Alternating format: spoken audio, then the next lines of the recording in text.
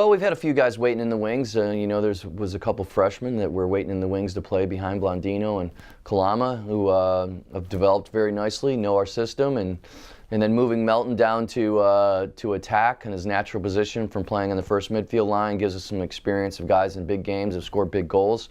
So are we actually going to be able to replace all three of them in 200 goals? I don't think we're going to be able to do that, but hopefully we're going to, with a strong defense returning, that those guys are going to give us leadership needed that, we're going to be able to get 10, a game. And with our defense, I think that 10 would be a good number. Well, defensively, obviously, returning Tucker and Noaznik at defense, who are two returning first-team All-Americans, who are two of the best players that, possibly ever played here at that position, definitely gives us a good working group in the background. And then a healthy Corey Berry is another weapon down there low that, nobody really saw a lot until the playoffs last year.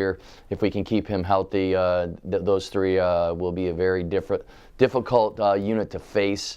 And then the returning of the two D middies, who are our starters, in the third one with Miller, LeClaire, and Stevenson. Hopefully that Murphy is ready to evolve as a long pole in the transfer case. The defensive unit is very, very athletic and very deep. Well, I think the biggest impact guys are not newcomers. They're guys that have been waiting in the wings. I'm real excited about where Pierre Armstrong is at this point. He's an elusive attackman that's quick. He's gotten bigger and stronger. He's got great eyes. I think he has an unbelievable amount of potential. I think he's going to surprise a lot of people. And Griff Maroney on the crease, he's just got great hands, shoots the ball well. I think that he has an opportunity to score 50 goals on the crease this year also. I think those two guys especially are two new impact guys. And then Jimmy Case, the transfer from Towson and Essex, is another long stick that is a very athletic, aggressive guy that I think can make an impact. And Brett Malampy is a face-off transfer from UMBC to give us some depth there with TJ. So we've got a couple newcomers that are definitely filling some holes that were vacated by graduation.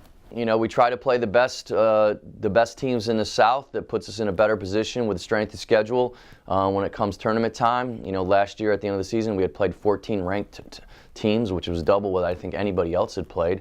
It makes the early going very difficult, but our guys have worked extremely hard in the fall and in the winter term to prepare themselves for this tough stretch ahead here over the next 6 weeks. We've always had a history of guys who are great players that graduated, and there were some guys waiting in the wings, which hopefully is the case again this year, that are ready to go because they've learned from those before them how hard they've had to work and how much they have to do to improve, to get their skill set ready to keep the legacy going. And it's just a tribute to all the guys that have been here, that have been part of this, that have fed this culture and this legacy that has allowed us to have consistent success.